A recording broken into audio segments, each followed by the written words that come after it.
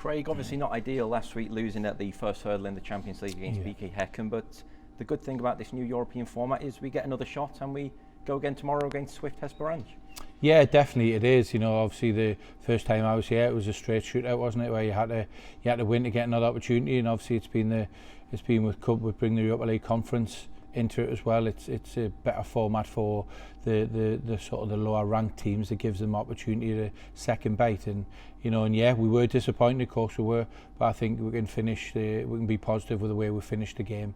The second half of last week, I thought we'd done really well. I thought we were on our front foot, and we were very unfortunate, and really, I don't think we should have got beat on the night, and we should have definitely scored at least one goal. Speaking of that disappointment, what is the mood in the camp like then a week on from that game? Yeah, good. I think look, footballers know when you've been beat by a team that you probably shouldn't have, but they also know when you've been beat by a very good team.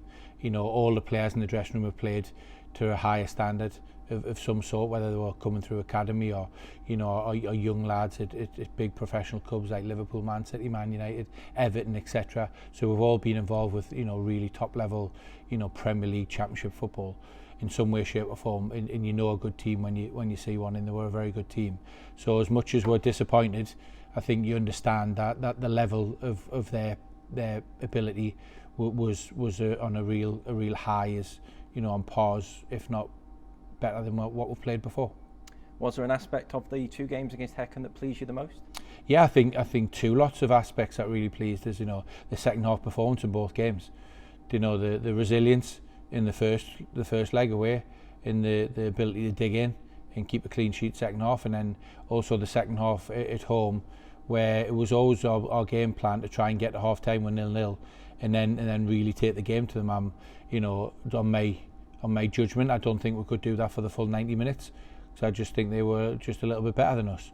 So I think you've got to try and combat that with some way, shape or form. And our game plan was to try and get to 45 minutes at 0-0, then really go for them in the second half and give opportunity of 45 minutes of just giving everything and having a right go at them. But obviously it was 1-0 early on with a really fortuitous deflection. And then we carried the same plan out in the second half, the game plan, and I think you look at it and we had 3 or 4 really good opportunities. I think the second half we not only matched them, but I think with a better team we created the better opportunities. So the two huge positives over the two legs has been the second half performance of both games. One player that I do want to highlight is Rory Fallon. We've seen him make 2 appearances off the bench so far, one of your summer signings of course. He has impressed on both those appearances, and obviously starting to show the reasons why you wanted to bring him to the club. Yeah, definitely, without doubt. It's just unfortunate Rory picked a little bit of a hamstring injury up, the third week into pre-season, which he missed our trip to Ireland. He didn't get any 90 minutes out of the 3 games there. And then even more unlucky, he got smashed up at Hamilton, and he had a really bad bruising in his ribs. So he's just missed maybe 2 or 3 weeks of where he should be, but he's really coming strong now. He's catching up with the group. He's got minutes, as they say, with the last 2 games, and when he's come on, he's done really well. He's looked strong in training. So yeah, it's a real positive, and the reason why we've got hopefully a strong squad, because we've got some injuries to some key players at this moment in time. It is a short turnaround, of course, from last Wednesday when we found out we would face Swift Hesperange, and to kick off tomorrow night here at Park Hall. How much have you been able to learn about our opponents in that short space of time? Yeah, it's been really tough. We're not daft. We got footage from them last season. They won their league comfortably last season, so we had footage, and then we watched the game against Slovan Bratislava, where it figures out that they had 2 players from last season, one including the goalkeeper. So they've got a new manager, they've got heavy investment, and they've got 15 new players, where 8 or 9 of them started in the last 2 legs. So it's been tough. They've played a different formation, been a completely different style to what they were last season. So we can only go on what the information we've got, and that's the 2 games against Slovan Bratislava, which a draw out in Bratislava. Yes, Bratislava played with 10 men for 46 minutes, but and then 2-0 home defeat at home in Luxembourg. Then they've obviously give Bratislava a very good game and a test of a game. So we know they're not going to be any pushovers, far from it. But yeah, it's just been a bit frustrating because we've been limited to what we can see and what we in the information we've got about them because of the big turnover of players and turnover of manager. Based on that little bit of footage you've been able to see then so far, what sort of game are you expecting here at Park Hall tomorrow night? I think every game's going to be a tough game. You know, when you're talking about the champions of every, of European clubs, you're not talking about teams that have finished 3rd, 4th, 5th, 6th, or, and it's an open draw. We playing against the champions. They were champions, convincing champions last year, and they've strengthened this year. So it is going to be a very tough game. They've done reasonably well against Bratislava, so we can only go off them 2 games we've seen. As I've spoke about earlier, that might not be their style. It might just be they've changed it for one game, one opponent, because they've seen weaknesses in Bratislava. But what we can see is how they play, and we can only take it as face value. But I think more importantly, we got to make sure, with us being at home, we've got to make sure that we're concentrating 100% on ourselves. You mentioned the disappointment of being knocked out of the Champions League, of course, but the aim of qualifying for a group stage is far from over, is it? Balkani, the champions of Kosovo last year, won 3 games after losing in round 1, and I guess that has to be the aim now for the new Saints. Yeah, of course, without a doubt, it has to be.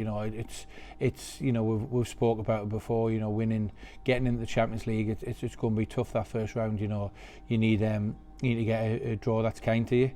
You need to have everyone fit, and you need to have a little bit of luck. Unfortunately, we didn't have a good draw. We got drawn against probably certainly the top 2 or 3 teams that we could have got drawn of in that round of the competition, and it proved it over the 2 legs. So, like you said, we dust ourselves down and get on with it, and we see it being a home tie in the second round. So we are going to concentrate on ourselves, and it's up to us to take the game to Swift and hopefully start off where we finished against Hakan. And today is Matchday -1. Your team had their final training session this morning. How have the preparations been going so far this week? Yeah, they've been good. As we've got good, got good content. We've got, we've analysed the games they played against Slovan and etc. It's just been unfortunate that we've had Ryan Brobble, Dec McManus, Dan Williams, Danny Redmond, John Routledge and Adam Wilson all not being able to train all this week at all. So, it's very frustrating. We've obviously got a strong squad. That's what we've got a strong squad for. And it's going to be a 50-50 chance whether, we get any of them available for the game tomorrow. Obviously, Dec missed the second leg, and Danny Redmond. So it's going to be a big ask for them to go 2 weeks without playing a game and without training.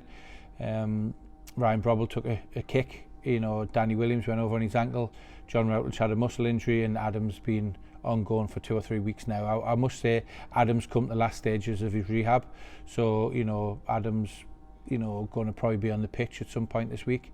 But yeah, it's going to be tough. Phil is working wonders and working every hour of every day to try and get the players back on the pitch. But again, without being too negative, it's we're obviously missing key players, but we've got other players that are, you've got to spin it into a positive, where the negative is we're going to miss key players, but the positive is someone's going to get an opportunity, and then it's up to them to take the opportunity, and that's how football works.